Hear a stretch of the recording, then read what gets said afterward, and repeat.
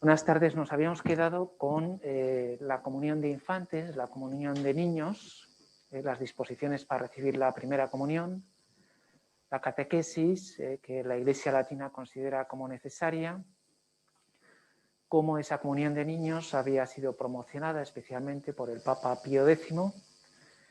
Y ahora vamos a ver lo que se refiere a la recepción del sacramento. En concreto, no solo la comunión de niños, sino también la comunión frecuente como deseo de la Iglesia. Los padres hablaban del pan de cada día, el pan eucarístico de cada día, y por lo tanto expresaban ese deseo de poder recibir la comunión diaria.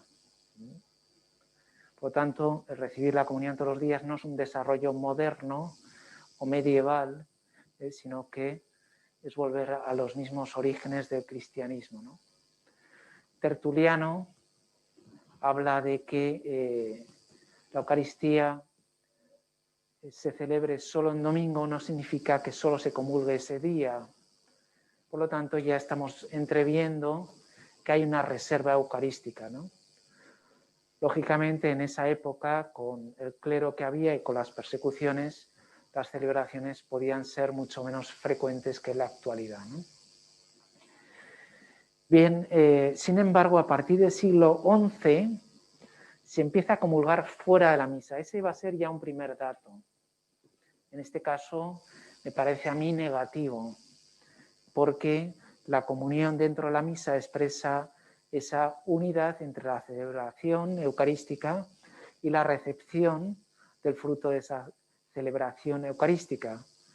O sea que, digamos, la reivindicación que ha hecho el movimiento litúrgico de recibir dentro de la misa, la Eucaristía, resulta, me parece a mí, bastante lógica, ¿no?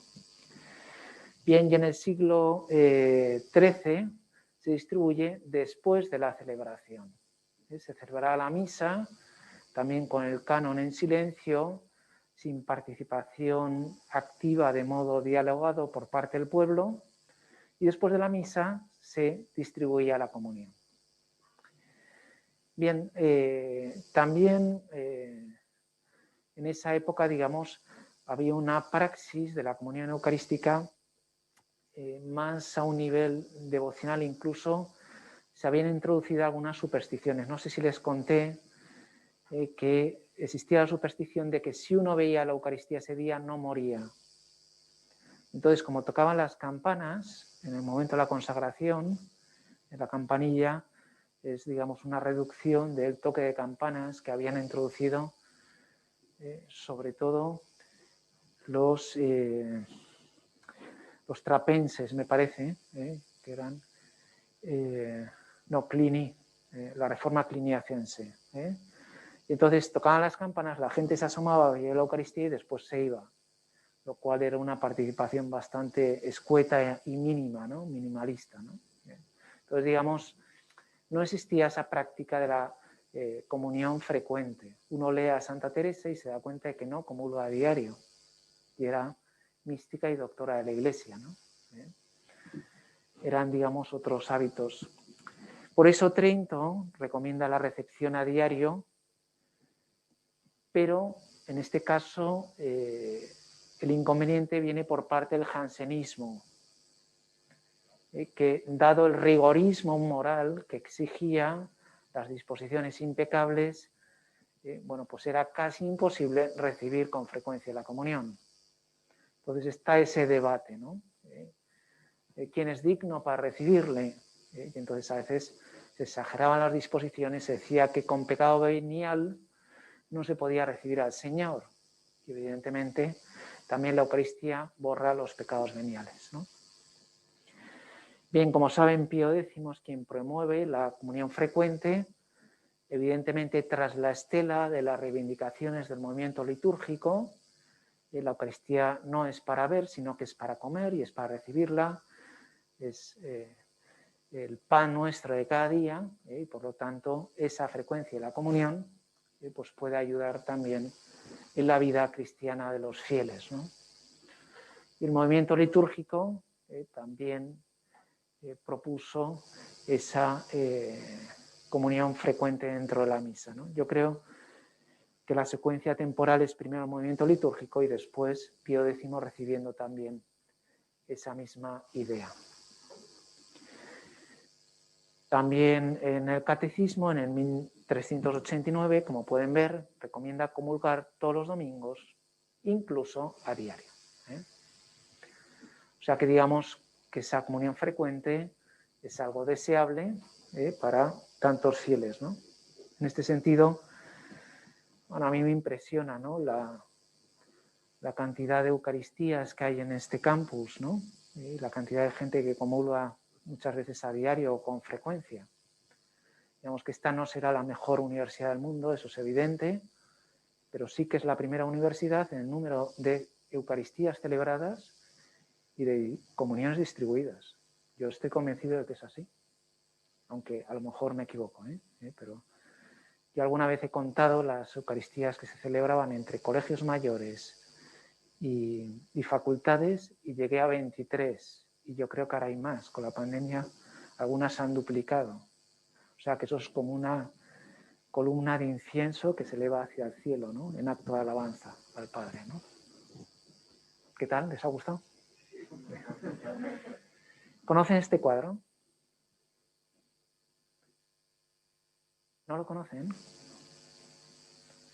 ¿Dónde está? El Prado, Louvre, Hermitage de San Petersburgo, Museo Botero de Bogotá, algún museo de Pekín. Es moderno, ¿sí? Está en el Museo de Navarra. No se tenían que ir tan lejos, y se llama el viático. Ya se ve que refleja una práctica más bien preconciliar, ¿no? Donde la unción de enfermos era la extrema unción, entonces eso iba anejo a la superstición de que a quien le daban la extrema unción ya no tenía solución, ¿no? Y entonces, como esto refleja un pueblo de Baztán, en el norte de Navarra, pues el cura que lleva la comunión al enfermo con el monaguillo y la gente de la casa que le recibe con todos los honores, ¿no?, al Señor, ¿no? Bien, una escena costumbrista que viene bien para lo que queríamos ver ahora, ¿no? La comunión de enfermos como viático. Bien, de ella hablan los padres del siglo II, ya desde el siglo II, perdón, desde Justino, después Tertuliano, el III, Hipólito, Orígenes, Basilio. Es decir, los padres de la Iglesia hablan de esa comunión de enfermos, lo cual nos habla de la presencia, de la fe en la presencia eucarística, desde, digamos, el primer momento, ¿no?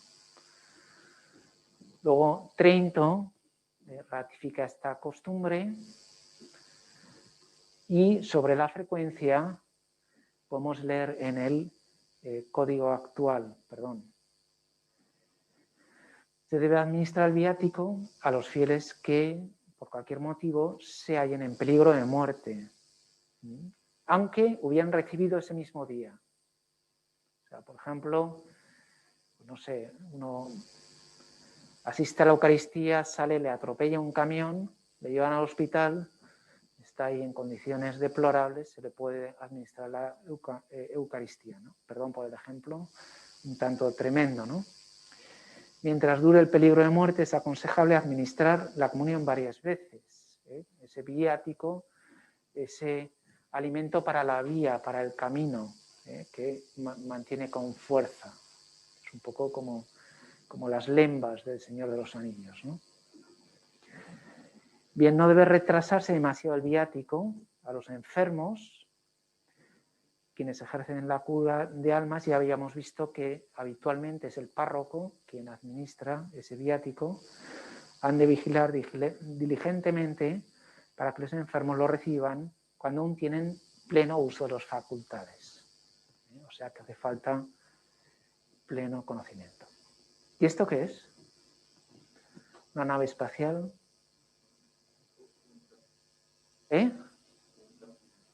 Un champiñón. Un champiñón. Efectivamente. A ver. Un cáliz con una patena, ¿no? Todo junto. ¿Por qué?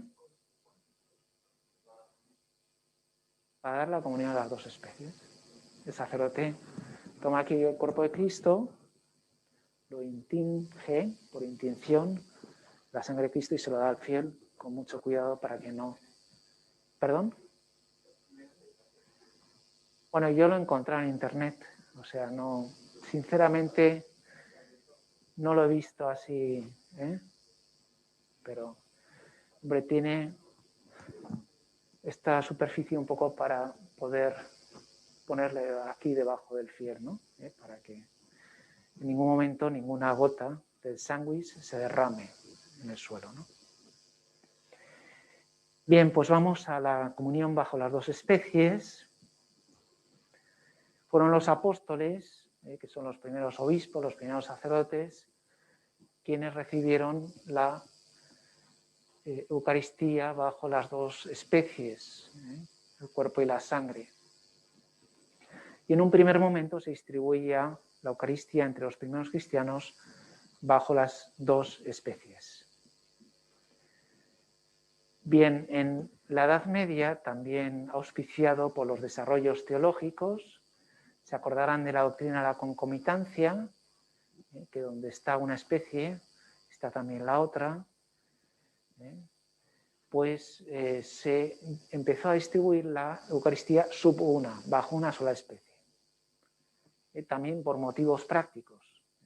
Es evidente que es mucho más sencillo y seguro, entre comillas, distribuirlo bajo la especie del pan, aunque hay que hacerlo también con cuidado, evidentemente, ¿no? También hay motivos sanitarios.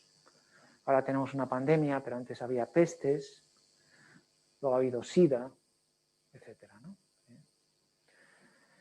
Bien.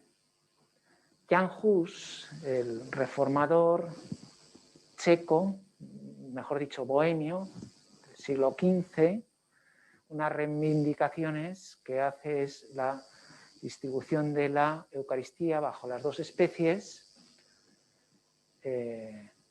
a los fieles laicos. Y el Concilio de Constancia condena este error, puesto que lo propone como algo unilateral e irrefutable. Vamos a ver cómo la Iglesia Católica tiene una cierta flexibilidad en este tema, ¿no? Bien, Lutero es quien entra a esto y dice, con la cuestión del Laienkelch, que negar la comunión bajo las dos especies a los fieles es negarles la salvación.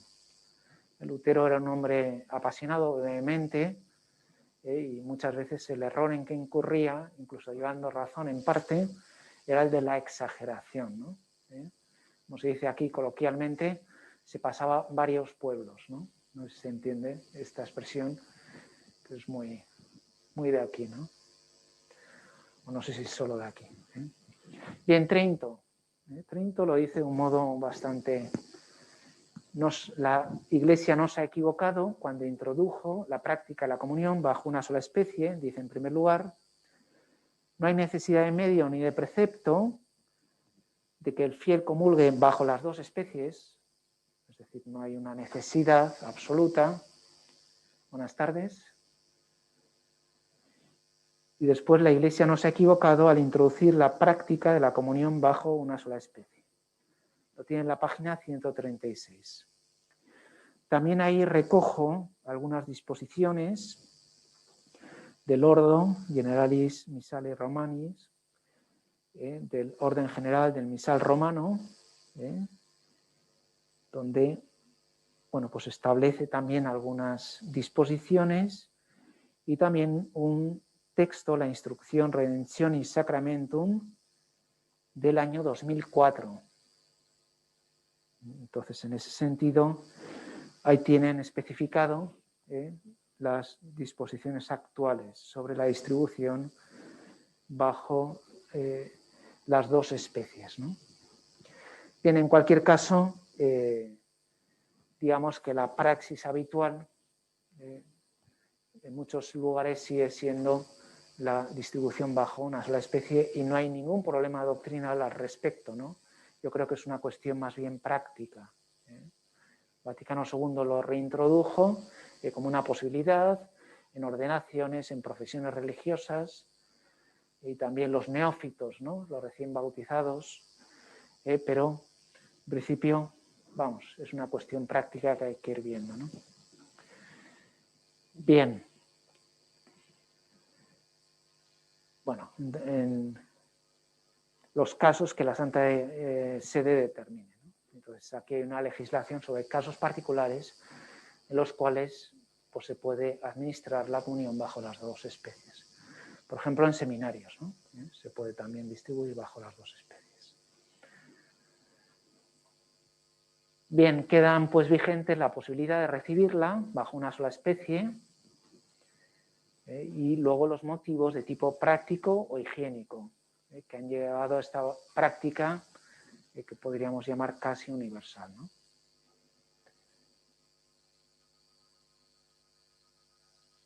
Y entonces, ¿qué dice el derecho canónico?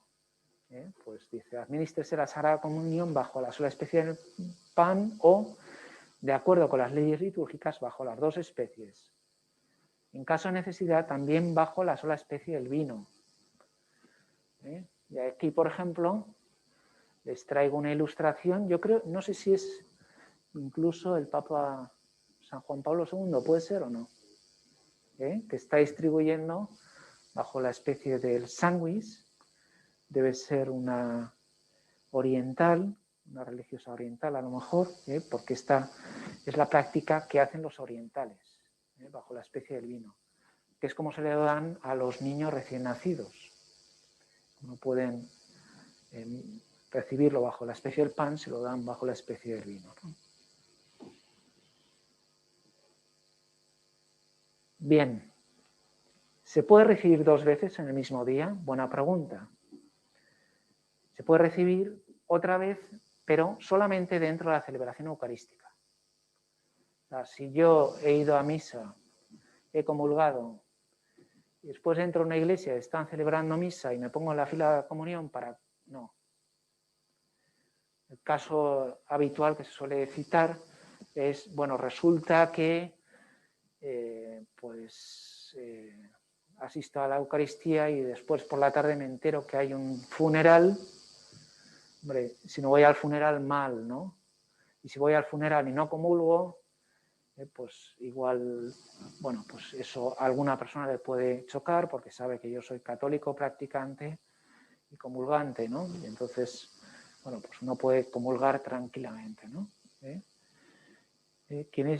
También quienes estén en peligro de muerte, sin problemas, ¿eh? Si alguien está en peligro de muerte, puede comulgar otra vez. ¿De acuerdo? Bien. Sí. En principio no. O sea, en principio es muy complicado, ¿no? Otra cosa es que a lo mejor a veces tienes que celebrar 3 Eucaristías el sacerdote, en cuyo caso, como es necesario que comulgue bajo las dos especies y tal, entonces sí. Pero digamos, el fiel habitualmente no tiene ese tipo de requerimientos, ¿no? Bien, de todas formas, en derecho canónico todo es dispensable, o sea que... Pero la autoridad competente, ¿no? Bien, ¿qué podemos decir de la comunión espiritual, ¿no? Pues que se obtienen los efectos in voto, como promesa. Es que no he podido comulgar. Bueno, pues haga usted una comunión espiritual y como promesa recibe los mismos frutos que una comunión sacramental. Evidentemente depende de las disposiciones, es todo ex opere operantis, pero se obtienen los mismos frutos. Y también para que nadie se agobie, ¿no? Es que me he quedado sin misa hoy. Una buena comunión espiritual o la pandemia. Solo puede asistir por retransmisión. Haz una buena comunión espiritual. La estás recibiendo como si la recibieras manducaci orales, ¿no? Y entonces esa comunión puede recibir o bien materialmente y sin fruto, que sería el caso de una comunión sacrílega, o bien espiritualmente a través de una comunión sacramental, una comunión espiritual, o recibir sacramental y espiritualmente, que es una comunión fructuosa. Es decir, cuando yo, con las debidas disposiciones y con piedad, recibo la comunión sacramentalmente, también la recibo espiritualmente, evidentemente. Últimamente, con esta cuestión de los divorciados vueltos a casar, etcétera, etcétera, se ha planteado la cuestión de la comunión de deseo.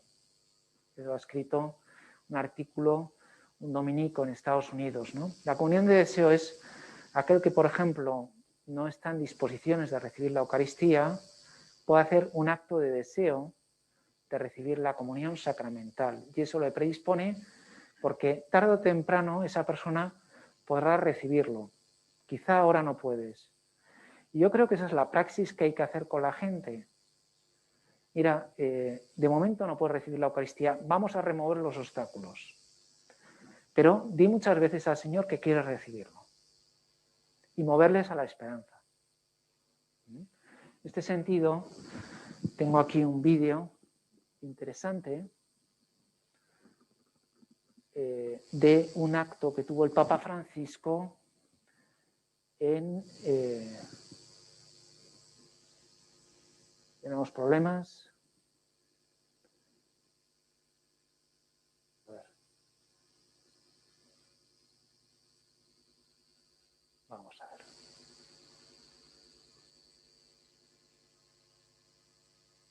No sé qué hago yo con estas cosas. Vamos a ver. Vamos a compartir.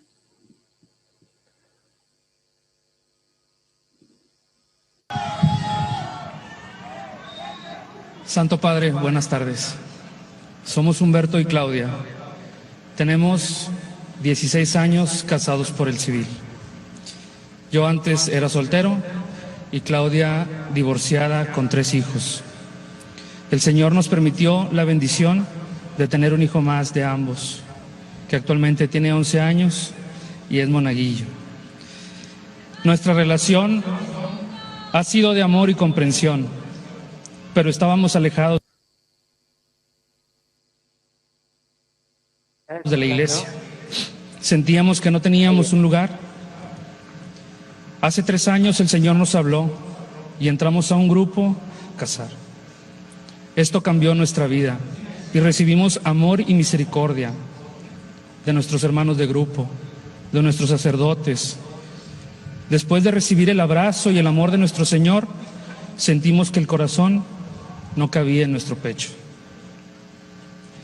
Los divorciados vueltos a casar no podemos acceder a la Eucaristía, pero podemos comulgar a través del hermano necesitado, del hermano enfermo, del hermano privado de su libertad. Por eso somos voluntarios en hospitales, visitamos enfermos. Al visitarlos, vimos la necesidad de alimento, de ropa y de cobija para sus familiares. Gracias a Dios, tenemos más de 2 años compartiendo el alimento con nuestros hermanos. Posteriormente, Claudia se integró como coordinadora de voluntarias para la guardería que está dentro del penal del Topo Chico. Una vez integrada, conocimos las necesidades de los internos que están en la clínica de rehabilitación de adicciones dentro del penal de hombres y decidimos apoyarlos con acompañamiento y con artículos de higiene personal. Es maravilloso el Señor, nos permite servir a quien lo necesita. Solo dijimos sí y Él se ha encargado de mostrarnos hacia dónde caminar. Somos bendecidos porque tenemos un matrimonio y una familia donde el centro es Dios. Papa Francisco, muchas gracias por su amor.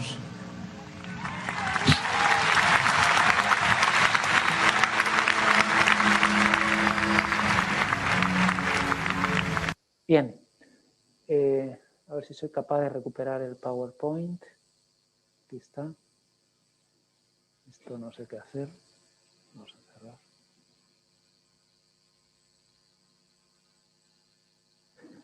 Bien, entonces, evidentemente, yo creo que en esta cuestión de los divorciados vueltos a casar, se plantea la cuestión en todo o nada.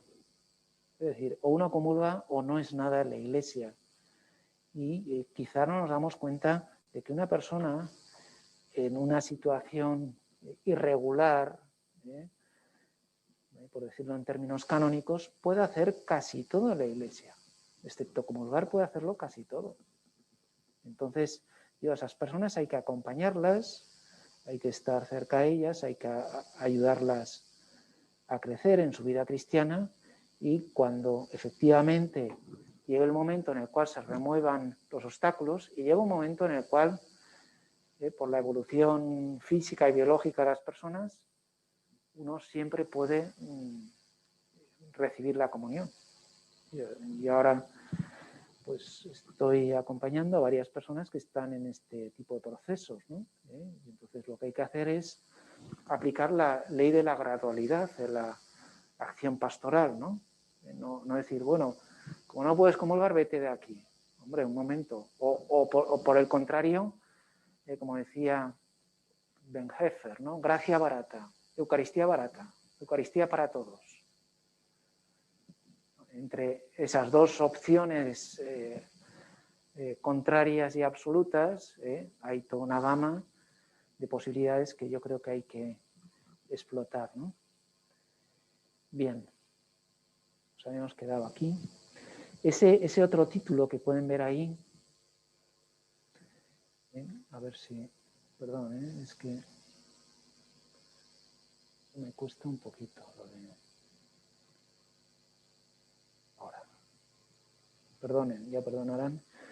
The Sire of the Everlasting Hills, yo no lo he visto, el vídeo, simplemente ahí tengo el tráiler, pero es un vídeo que han hecho para personas adictas al sexo, especialmente personas homosexuales, ¿no? Y entonces, bueno, pues es cómo esas personas han vencido esas adicciones con la ayuda de la Eucaristía. Me han dicho que es muy bueno, pero sinceramente no he tenido oportunidad de verlo. Me encantaría, y si hay oportunidad, pues encantado, ¿no? ¿Sí? Sí. En peligro de muerte no hay ningún obstáculo. O sea, el problema es cuando dos personas están conviviendo y mantienen relaciones habituales, ¿no? Lo mismo que personas mayores, ¿no? Que viven como tan quan solo frater, ¿no? Como hermano y hermana. Y por la edad no mantienen relaciones, pues pueden comulgar. ¿Se entiende, no? Por eso digo que cada caso es cada caso. Yo creo que el Papa Francisco lo que nos dice a los sacerdotes, a los pastores, es acompañen a la gente, siéntense y hablen con la gente y disciernan en qué situación se encuentran, ¿no? Entonces, pues se puede hacer muchas cosas con esas personas, ¿no? No simplemente Eucaristía sí o no. Es una cuestión de Eucaristía quizá ahora no, pero desde luego está en el horizonte, eso siempre. Y yo creo que hay que moderar a las personas también a la esperanza en ese sentido, ¿no? ¿Se entiende? No sé si me explico. Bien. ¿Hay alguna pregunta más? Bien, sobre la cuestión del sagrario hemos hablado de la sacristía, las colombas, tan bonitas, con significado neumatológico. Como en el siglo XI se sitúa en la repisa del altar. Antes había estado retirado en la sacristía y se ponía incluso una vela para indicar su presencia, aunque no era objeto de adoración. Y después con Cluny, como decíamos antes, la elevación con ese sentido sacrificial, y después la campana o las campanillas, ¿no? Posteriormente, en el momento de la consagración. Después, respecto al Corpus Christi, decíamos que era de origen inglés, 1085 en Canterbury, donde llevaban a hombros un sagrario. Esa era la primera procesión del Corpus Christi. Después empieza 1246 con Santa Juliana de Cornell,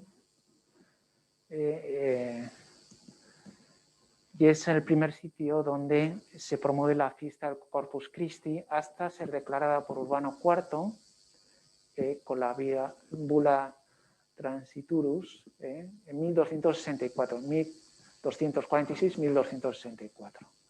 Lieja, y luego ya la Iglesia Universal, ¿no? Siglo XVI se expone la exposición sobre el altar con las estaciones. En el siglo XVII se promueve la visita al Santísimo. Es bonito cómo la Iglesia se da cuenta de que puede rentabilizar, perdón por la expresión, esa presencia eucarística, de esa devoción, ¿no?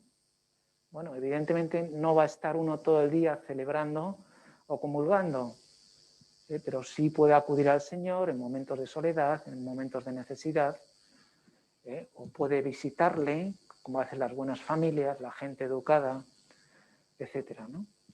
Y luego esa adoración eucarística se promueve especialmente en el siglo XIX con los congresos eucarísticos. Que el próximo va a ser en Budapest y el siguiente, ¿dónde es? Que ha sido anunciado en un país, en Quito, puede ser, me parece, ¿no? En Ecuador me parece que va a ser. Bien, y aquí he puesto Typical Spanish, la procesión del Corpus Christi de Toledo, para que se diviertan un poco. Yo vuelvo a cerrar el PowerPoint. Muy bien. ¿Te gustaría ganar $1,500 en 24 horas? Pues Para no, esta hora, no, mañana, no 20 nuevos integrantes recibirán un depósito de $1,500 en sus cuentas bancarias. Si quieres ser uno de ellos, presta atención, porque en los próximos...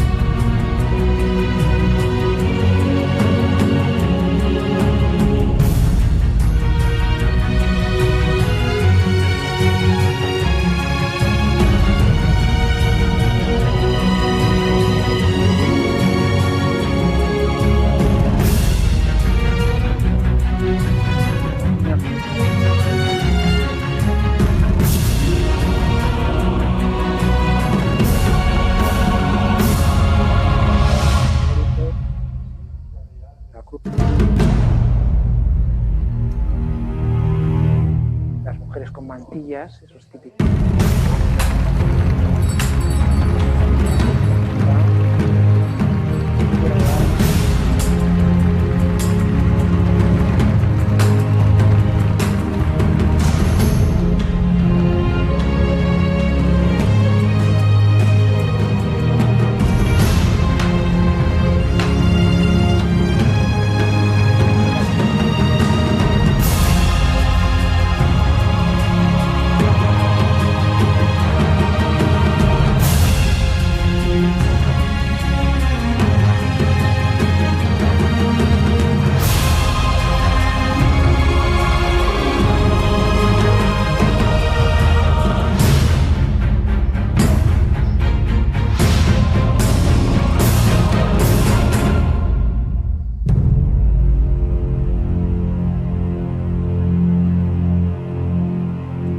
Bien, evidentemente este es un ejemplo, entre muchos otros, un ejemplo de inculturación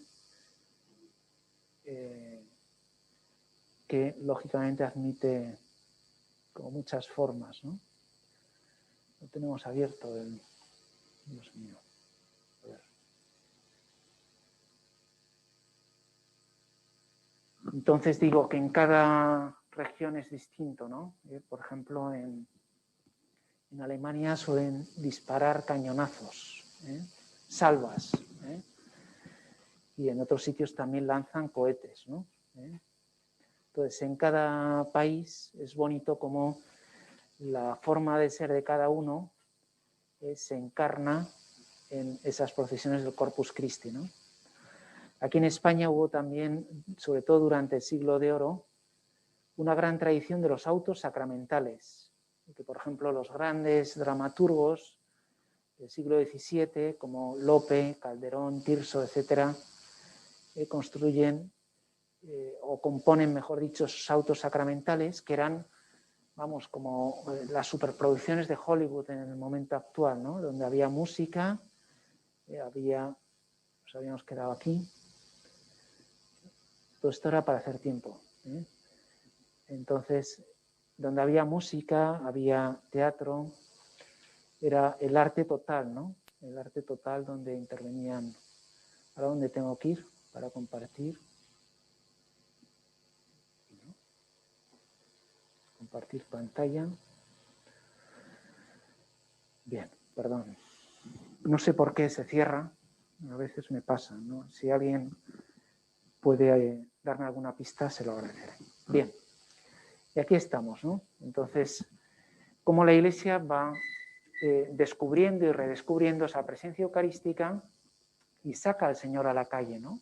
Y lo hace como si fuera un ciudadano más, un vecino más del pueblo, de la ciudad correspondiente, ¿no? Bien, aquí es un resumen bonito de cómo desde un primer momento, con las palabras del Señor, tomad y comed, tomad y bebed, se cobra conciencia de esa presencia eucarística, cómo desde el primer momento se administra a los enfermos y los presos de San Tarsicio. Después, como desde el siglo VI, se habla de guardar en un lugar eminente la Eucaristía, no tenerla ahí sin más en la sacristía, sino en una alacena, en un lugar reservado, ¿no? Como las disputas eucarísticas, se acordarán del siglo IX y del siglo XI, lo que llevan es a, por un lado, a conceptualizar de un modo más claro cómo es esa presencia de Jesucristo en la Eucaristía, pero por otro lado también crece la devoción. Digamos que la claridad de cabeza ayuda a que se encienda el corazón. Como realmente está Jesucristo ahí y lo he entendido bien, y por lo tanto eso tiene que ser objeto también de una mayor devoción, de una mayor veneración. Por eso digo que la Iglesia va como rentabilizando, explotando cada vez mejor esa conciencia, la presencia eucarística. Aquí tienen a Santa Juliana, no de Norwich, que es inglesa, sino Corneille, es belga, que fue la que promovió la fiesta del Corpus Christi, primero en Lieja y después ya con Urbano IV la Iglesia Universal, ¿no? Como esa exposición ambulante de la procesión del Corpus Christi, el inicio, y luego como esas exposiciones pues ayudan efectivamente a encender la piedad. Perdón, la alusión así. El otro día leí que el profesor Ratzinger, cuando estaba en Münster, que es una ciudad del norte de Alemania, donde llueve bastante, por supuesto mucho más que en Pamplona, que apenas llueve últimamente, pues hay una iglesia, San Servasio, donde hay adoración eucarística, y Ratzinger iba ahí con frecuencia. Yo también tuve la suerte de estar ahí en un curso de alemán y iba ahí con frecuencia. Y pues al ver que tenía un ilustre predecesor me sentí contento. Pues muy bien, hasta aquí hemos llegado. Esto es lo que en principio tenemos que ver para el examen. Muchas gracias, suerte. Y luego les agradezco todas las consultas y las dudas que vayan planteando en los grupos de YouTube. Entonces, sigan ahí